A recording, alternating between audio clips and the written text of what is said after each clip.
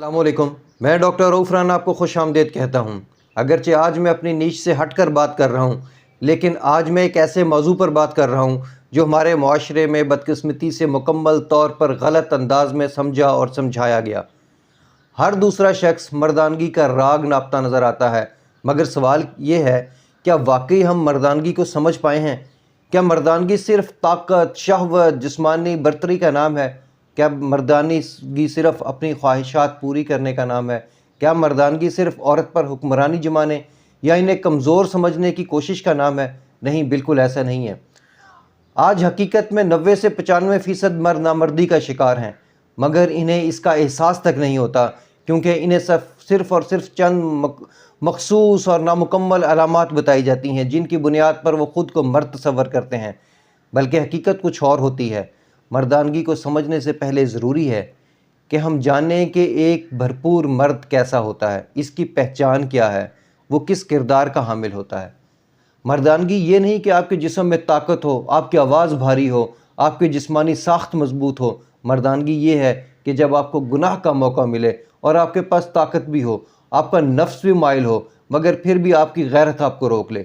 یہ مردانگی ہے کہ آپ کو مکمل موقع حاصل ہونے کے باوجود اپنی خواہش کی تسکین نہ کریں، کہ کسی کی عزت پر ہاتھ نہ ڈالیں، کہ آپ کا ضمیر اور آپ کی اخلاقیات آپ کو ایسا کرنے سے روکے رکھیں۔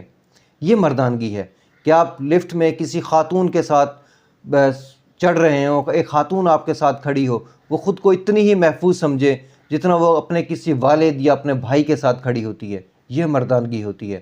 مردانگی یہ ہے کہ کوئی بھی خاتون، چاہے وہ استاد ہو، آپ کی کولیگ ہو، نرس ہو، کوئی بھی ہو، آپ کے سامنے ہو، کوئی غیر یقینی کی کیفیت یا عدم تحفظ کا شکار نہ ہو۔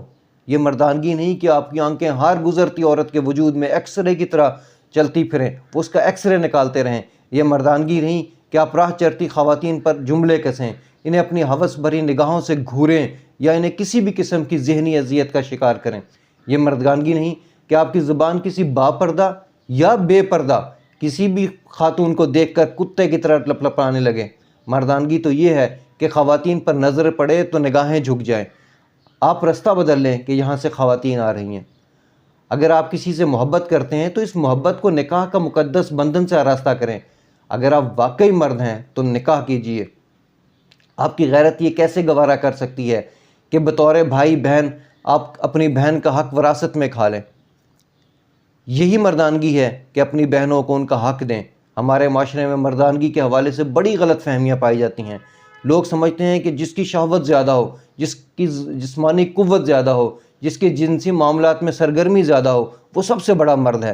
مگر اگر یہی معیار ہے تو کیا جو گدھا ہے سب سے بڑا مرد نہیں ہے؟ کیونکہ جانوروں کے اندر یا تمام چیزوں کے اندر وہ زیادہ جنسی سرگرمی گدھے میں پائی جاتی ہے، تو کیا ہم گدھے کو مردانگی کا لقب دے دیں؟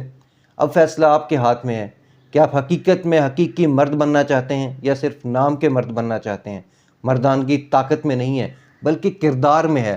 مردانگی جسمانی قوت میں نہیں ہے بلکہ اخلاقی بلندی میں ہے۔ اگر آپ واقعی مرد بننا چاہتے ہیں تو اپنے کردار کو سنواریں، اپنی نظروں کو پاک رکھیں اور اپنی غیرت کو زندہ رکھیں۔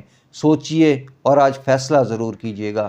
اللہ آپ کو اور آپ کے تمام اہل خانہ کو صحت والی زندگی عطا کرے۔ اللہ حافظ۔